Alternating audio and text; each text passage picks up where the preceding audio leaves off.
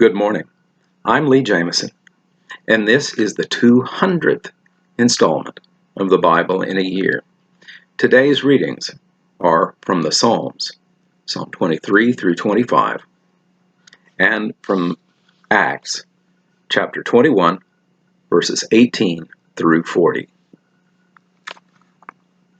The Lord is my shepherd, chapter 23, a psalm of David.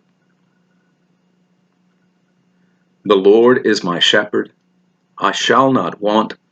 He makes me lie down in green pastures. He leads me beside still waters. He restores my soul. He leads me in the paths of righteousness for his name's sake. Even though I walk through the valley of the shadow of death, I will fear no evil, for you are with me.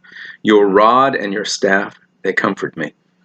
You prepare a table before me in the presence of my enemies. You anoint my head with oil. My cup overflows. Surely goodness and mercy shall follow me all the days of my life, and I shall dwell in the house of the Lord forever. The King of Glory. Psalm 24, a psalm of David. The earth is the Lord's, and the fullness thereof, the world and those who dwell therein. For he has founded it upon the seas and established it upon the rivers. Who shall ascend the hill of the Lord? And who shall stand in his holy place? He who has clean hands and a pure heart, who does not lift up his soul to what is false, and does not swear deceitfully. He will receive blessing from the Lord and righteousness from the God of his salvation. Such is the generation of those who seek him, who seek the face of the God of Jacob. Lift up your heads, O gates, and be lifted up, O ancient doors, that the King of glory may come in. Who is this King of glory? The Lord, strong and mighty, the Lord, mighty in battle. Lift up your heads, O gates, and lift them up, O ancient doors, that the King of glory may come in. Who is this King of glory? The Lord of hosts. He is the King of glory.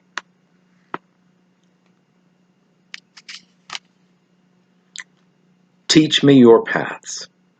Psalm 25 of David. To you, O Lord, I lift up my soul. O my God, in you I trust. Let me not be put to shame. Let not my enemies exult over me. Indeed, none who wait for you shall be put to shame.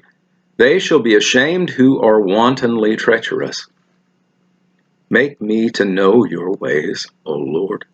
Teach me your paths. Lead me in your truth and teach me. For you are the God of my salvation. For you I wait all the day long. Remember your mercy, O Lord, and your steadfast love, for they have been from of old. Remember not the sins of my youth or my transgressions.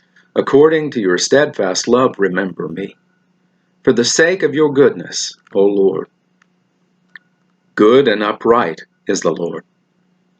Therefore he instructs the sinner in the way. He leads the humble in what is right and teaches the humble his way. All the paths of the Lord are steadfast love and faithfulness for those who keep his covenant and his testimonies. For your name's sake, O Lord, pardon my guilt, for it is great. Who is the man who fears the Lord? Him he will instruct in the way that he should choose. His soul shall abide in well-being, and his offspring shall inherit the land. The friendship of the Lord is for those who fear him, and he makes known to them his covenant. My eyes are ever toward the Lord, for he will pluck my feet out of the net. Turn to me and be gracious to me, for I am lonely and afflicted. The troubles of my heart are enlarged. Bring me out of my distresses. Consider my affliction and my trouble, and forgive all my sins. Consider how many are my foes, and with what violent hatred they hate me. O guard my soul and deliver me.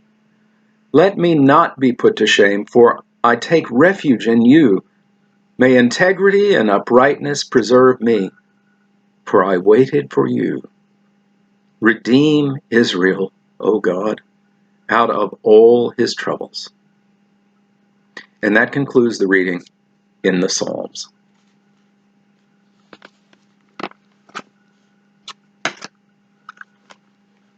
And now Acts, chapter 21, verses 18 through 40.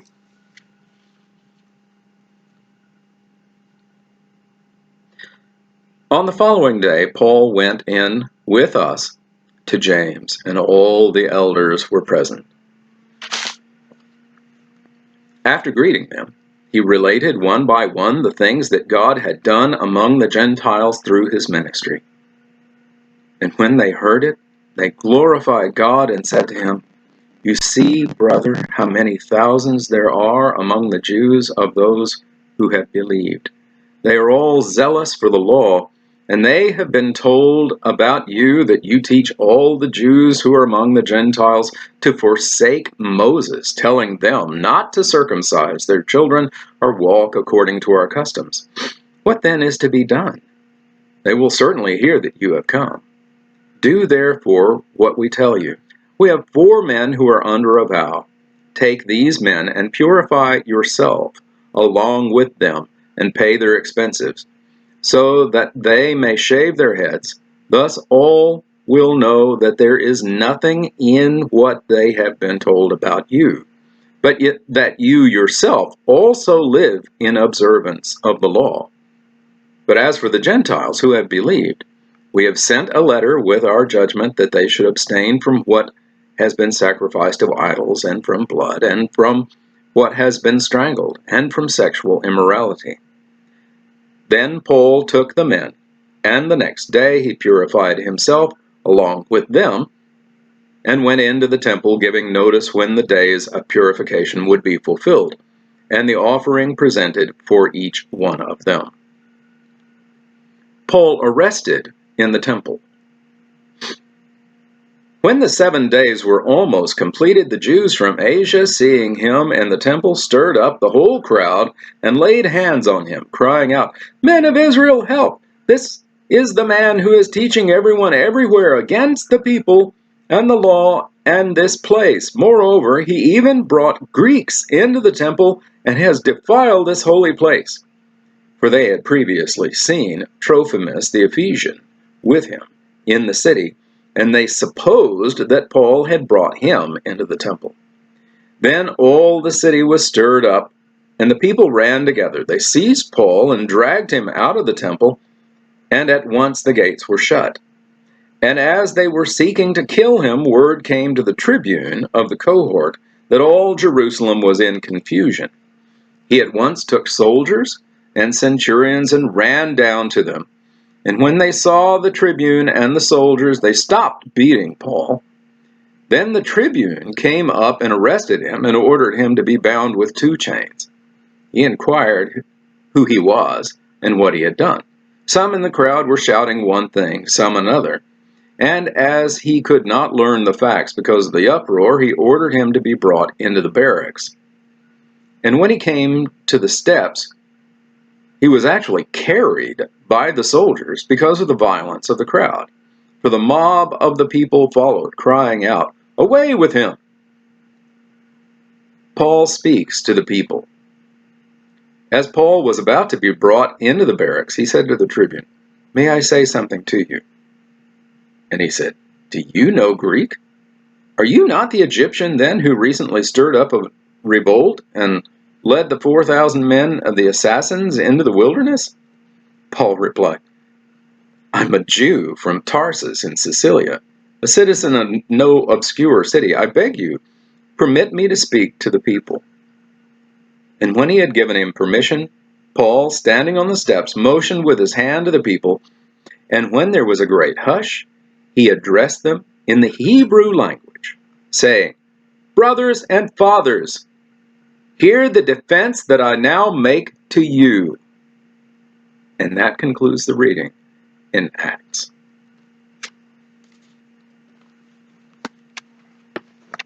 Thank you for watching this video all the way to the end. To gain a wider audience for this series of videos, I ask a few favors of you. First, please like the video and subscribe to the channel. You can also click on a bell icon, and that will make sure that you receive notifications when new videos come out. Then, if you have comments or questions, even if they're critical, I want to hear from them. Be civil, of course. The YouTube algorithm rewards videos that receive audience participation. So I appreciate your input. You are a part of this channel as well. Thank you, and have a blessed day.